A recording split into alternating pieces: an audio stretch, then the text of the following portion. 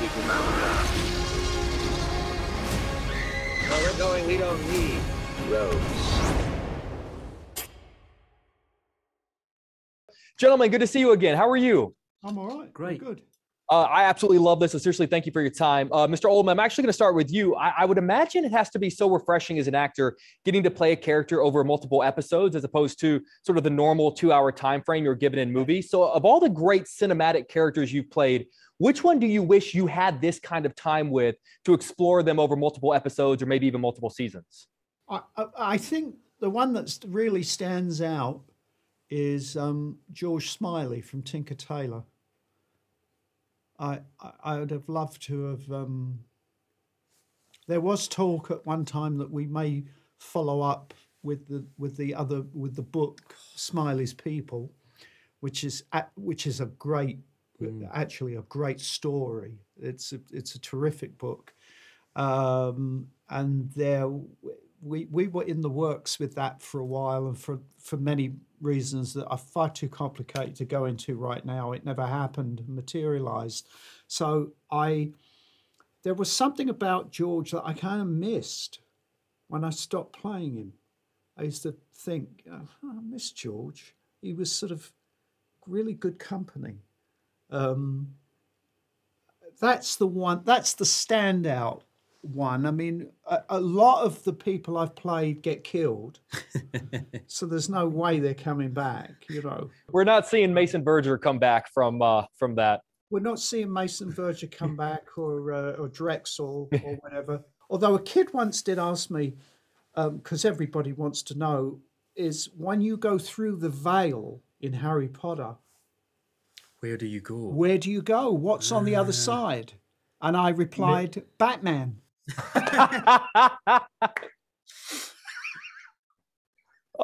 Commissioner Gordon. Commissioner Gordon. Wow. What the hell? And it looks suspiciously like Chicago. Chicago. Yeah, that was a good time, good city. We love you here. For both of you guys, I have to tell you, I'm genuinely fascinated with this idea of like a professional purgatory, the place you go, you're sent to when you mess up. So I'm curious, is there an acting equivalent of that? If a movie bombs, if you don't nail a performance, if you screw up on set, what is acting purgatory in that sense? Could I answer that? Of course. Acting purgatory is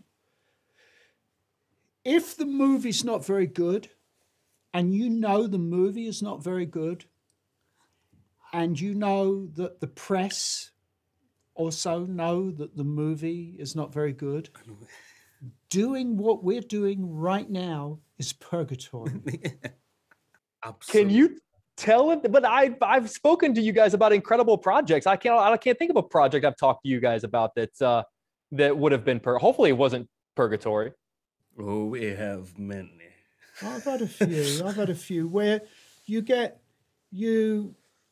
see it. It normally goes like this.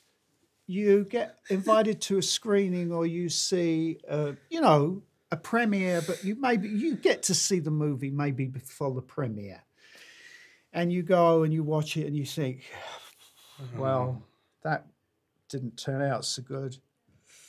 Then the reviews start coming in, and they're not good, and you know that people really don't care for the movie, and then you have to go and do a press junket,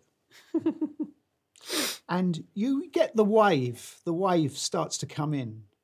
You're getting the feeling, it's either a wave of success or indifference or whatever it is, and then you have to.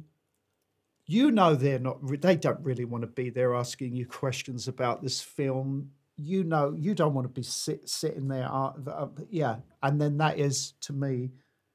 Yeah. Yeah. Not a lot worse than that. That's acting purgatory. And that is also some of the performances I've given in situations like that. I should have 10 Oscars.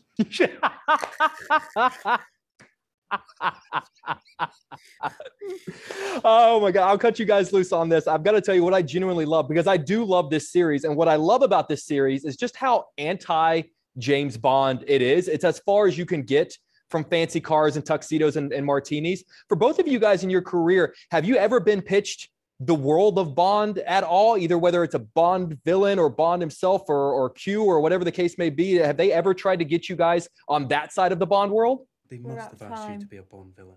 A long time ago, a Bond villain. In the days when if you played a Bond villain, it was the end of, you're done. You never, you know what I mean? Now, Javier Bardem. Oh, yeah. One of my favorite Bond villains. Oh my God. Yeah. Thank you, Jake. Gentlemen, I love you guys very much. Seriously, I truly, truly love this project. So hopefully this wasn't purgatory. So seriously, thank you for your time. I appreciate you guys. Bye-bye. Thank you.